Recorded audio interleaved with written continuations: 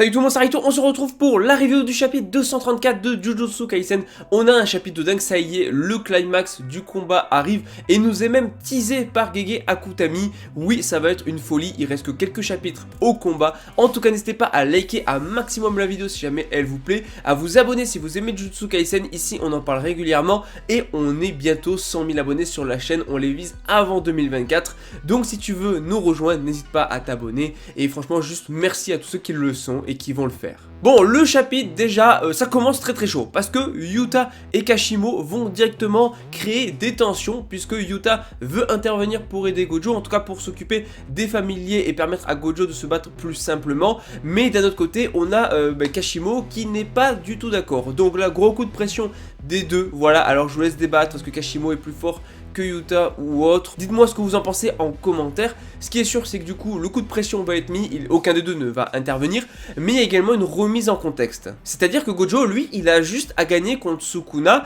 et après c'est aux autres de s'occuper de Kenjaku. Donc finalement, son seul objectif, c'est vaincre Sukuna. Là où c'est un petit peu différent pour Sukuna, parce que non seulement il doit vaincre Gojo, mais il sait que derrière, il va avoir Yuta et tous les autres à affronter. Donc ici, qu'il va devoir mener un autre combat juste derrière, ce qui fait qu'il y a des chances qu'il ne montre pas toutes ses cartes maintenant, puisqu'il sait que si jamais il arrive à vaincre Gojo, ben juste derrière on va tout simplement avoir Yuta, Kashimo et tout qui pourraient intervenir et donc du coup qui pourraient le battre alors qu'il serait en difficulté. Donc il garde potentiellement une carte cachée, voilà, on verra ce qu'il prévoit, mais en tout cas comme ils le disent, il vaut mieux pas le provoquer parce qu'on sait pas de quoi il est réellement capable et surtout on sait pas ce qu'il peut préparer. Et c'est vrai que c'est logique parce que depuis le début on dit fraude Sukuna, fraude Kuna, ce que tu veux, enfin Sukuna fraude et tout, alors que en fait ok Gojo domine le combat, mais c'est vrai que cet élément est à prendre en compte puisque en vrai ben, Sukuna il sait qu'il a un deuxième combat à mener juste derrière s'il gagne contre Gojo, donc il peut pas réellement se battre à fond non plus,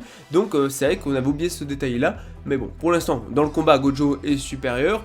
Mais en même temps, il y a des circonstances atténuantes pour Sukuna, même si je sais que beaucoup trouvent Sukuna pensent que Sukuna est une fraude, voilà. En tout cas, le combat continue, Gojo contre les deux familiers, donc Agito ainsi que Makora, et bien sûr Sukuna qui est mêlé à tout ça. Donc le combat va continuer, Gojo va faire pas mal de dégâts à Agito, mais qui finalement arrive à se soigner, en tout cas qui se fait soigner. Et donc du coup, bah voilà, Gojo va quand même un peu galérer, mais en même temps domine quand même plutôt bien, vu qu'il est quand même en 3 contre 1, même si pour l'instant Gojo, Sukuna est un peu de côté et il va surtout affronter les deux familiers. Et donc Gojo va éliminer, en tout cas va essayer d'éliminer en premier forcément Agito. Et Sukuna est un petit peu en retrait, il n'est pas forcément en bonne position non plus. Déjà il a vu ce que donnait la puissance du violet à 200, enfin à 120%. Rappelez-vous quand il avait essayé de servir de l'aide des autres pour justement balancer son sort à Sukuna au tout début du combat. D'ailleurs c'est ça qui avait déclenché le combat, il avait réussi Sukuna à l'encaisser mais il était vachement loin. Et en gros il se dit clairement que si il encaisse dans ces conditions là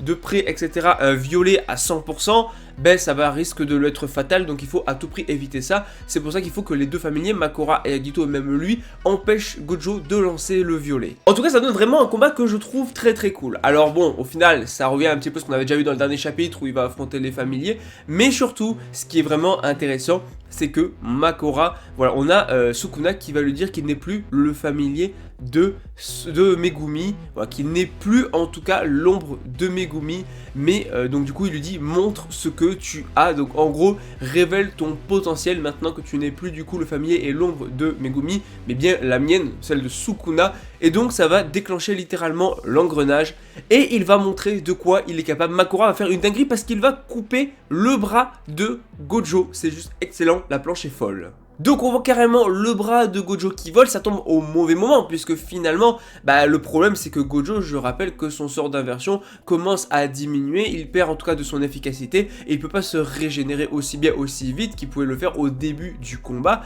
Donc on voit quand même à la fin du chapitre que son bras a l'air plus ou moins de se régénérer, même si ça prend plus de temps, un petit peu à la manière d'un fléau d'ailleurs.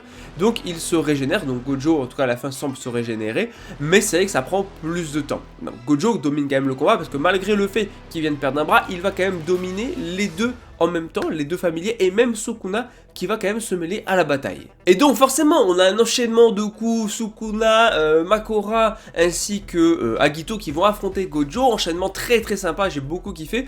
Et en plus de ça on a carrément Gojo qui va dire que Agito n'est pas censé être ici, il n'est pas assez fort pour être ici. Oui c'est une dinguerie, Gojo qui reconnaît en tout cas que Sukuna et même Makora méritent leur place ici, mais que Agito ne la mérite pas. Donc il va littéralement balancer un blue sur notre Agito, le familier Agito, planche de zinzin. D'ailleurs on voit vite fait le Makora en train de protéger son petit-fils Sukuna. Voilà, il le protège de l'attaque de Gojo, histoire qu'il la prenne pas de plein fouet. Donc là encore une fois les gens vont dire, voilà il y a le papa qui protège Sukuna encore une fois. Mais d'un autre côté, bah, c'est un peu aussi son rôle, voilà, hein, protéger son maître entre guillemets.